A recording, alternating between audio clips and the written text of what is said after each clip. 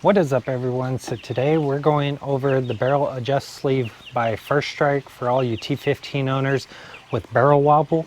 Okay, the biggest gripe I've had with the T15, and this is the 2.0. So apparently they had a 1.0 at one point, and this is the 2.0. So we're going to go over its features, its price point, and whether or not it's worth purchasing. So let's get into this review, see what it's all about. Okay, so this is how they ship it to you. They have it in this little pouch, okay? Then it's in this bag that has this on top. So the packaging is not a box, okay? Which is okay with me. I mean, they didn't have to even put it in this bag and waste another bag. They could have just put it all in one and then be done with it, okay? Okay, so the design. You have your nut here, which threads onto your upper receiver.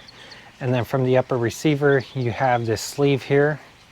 Of course, you could take a wrench and crank down on it to tighten it, drop a little bit of Loctite on it to kind of hold it. And then you have a sleeve here to allow your quad rail to pinch around this, okay? And then you have this nut here that comes off.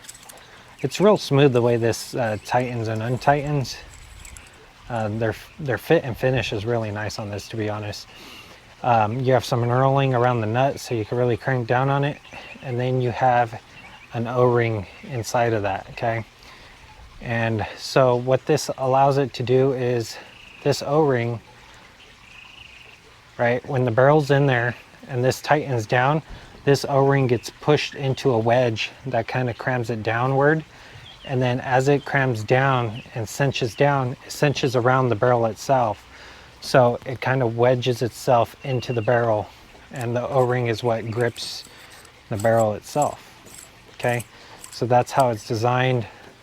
I don't know if you could see in there, but right in there you could see the O-ring. And the tighter you make this, the more it's gonna swedge down and grip around the barrel. So let's get it onto a barrel and see what it does. So I have a Hammerhead barrel here. This is a 1-inch outer diameter. And as you can see,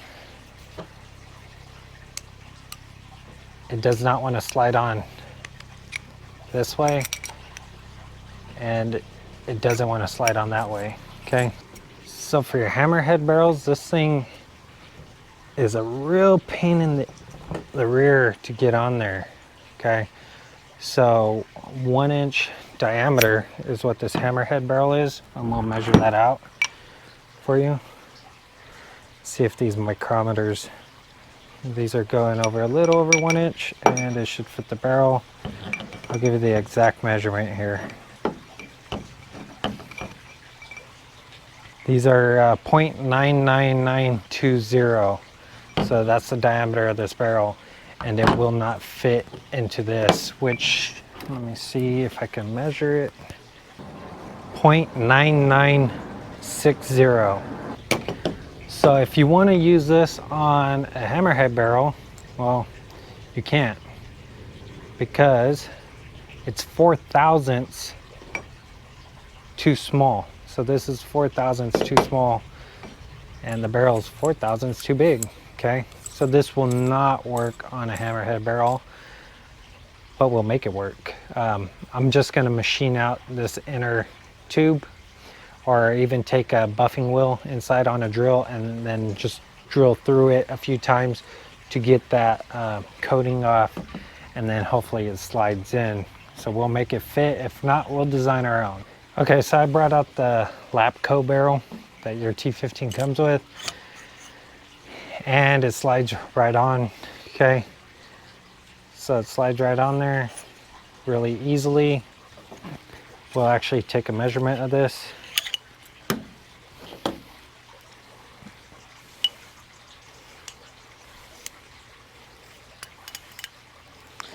This is 9935, so 0.9935, okay? So it pushes in there snug. You gotta go from the back because I have the barrel thread cover on there, okay? And then what this allows you to do is it slides in and out. So when you pull it outward, it grips. When you push it inward, it slides really easily. But that O-ring, for some reason, when it's going this way, it grips a lot. Okay, And then what that does is it allows you to crank down on this, so you tighten that up, and then it removes the barrel shake in here, okay? It extends the area of contact where it supports it, so the support part of it extends way out here, instead of relying on this chucking up against the face, relying on these grooves to align it, okay? So this works really well in supporting it further out. The issue I see with it is you could turn it from left to right to adjust from mag. If you have if you want to go from mag to hopper, you could do that. So the adjustment from left to right is okay. But if you break any type of paint inside, pulling it out may be a little bit of a hassle, especially when you got to pull it out and put it back in. So you don't want to crank down on this too much, because when you try to pull it out, you can lose the O-ring inside. So if you pull it out too fast, the O-ring can peel out, and then when you go to insert it, it could push it all the way in. So you got to be kind of careful on the way you utilize this and how tight you want this collar to be. So it's a trade-off. Keep that in mind. Just don't go cranking down on this and tightening this all the way, because if you break paint, it's going to be a hassle for you to get it off.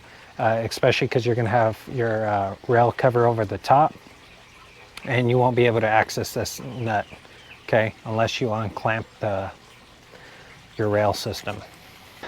So I just wanted to show you some of the issues with this collar system here. So don't just go out and buy this without knowing the size of your barrel. But that's going to complete today's video. If this video was helpful for you in any way, give it a thumbs up. It's greatly appreciated.